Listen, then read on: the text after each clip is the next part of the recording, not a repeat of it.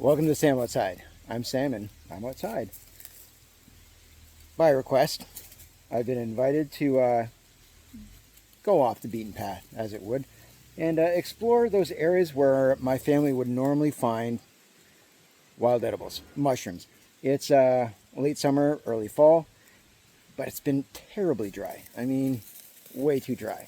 In fact, just look at these little saplings behind me. They're not even going to harden off and turn color. They're literally just turning brown. So there's a lot of our trees that are stressed. So the idea of finding mushrooms in a incredibly dry forest is it's just not as likely. But there are some spots, there are some logs that we would traditionally visit, and yeah, we would have harvested by now. And so normally what I'm looking for are oyster mushrooms. They're pretty easy to identify, and there's lots of them, and they can get quite prolific. So I'm looking for dead standing, and I'll have a few more opportunities when I find deadwood that's on the ground. Deadwood standing tends to last a little longer because it's not as interactive with those things that decompose, mostly moisture and other earthborne insects, but they do still suffer decomposition. It just takes a little longer. And that's where fungus and mushrooms really do help benefit.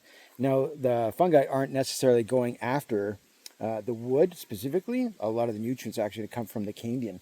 So I'm looking for what's on the bark. And there are so many trees on the ground that are at different stages.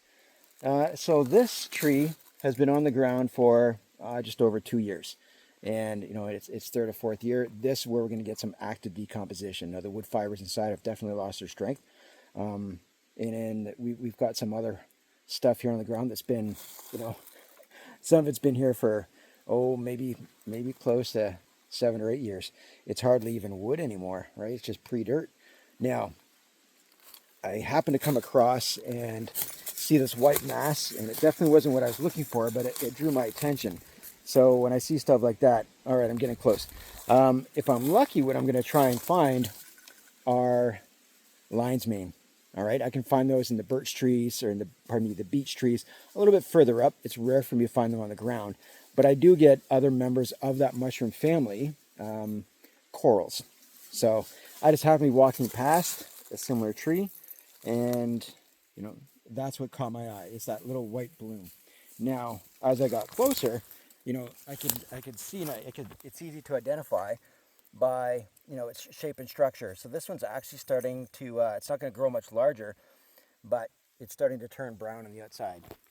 So not a large specimen, but if I can find a couple.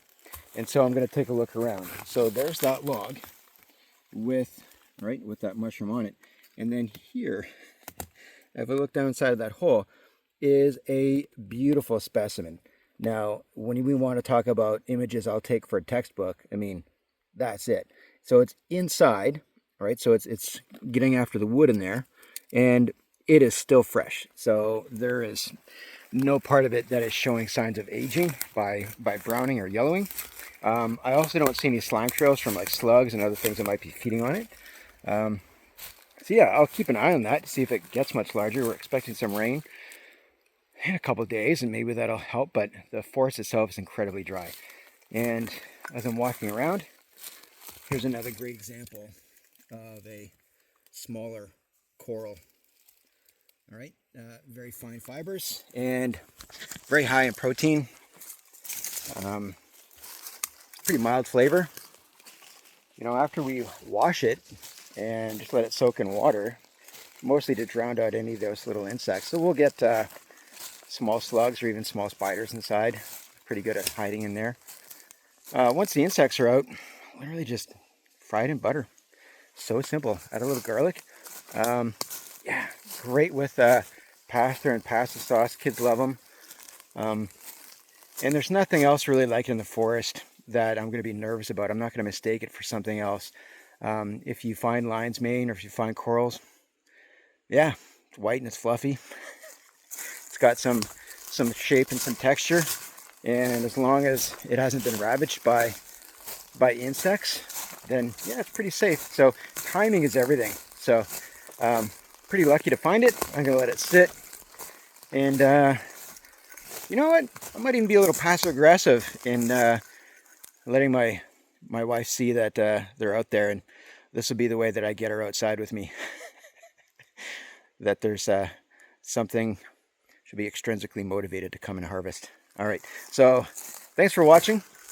Other nature finds out there. Yeah, I'll add more if I find more.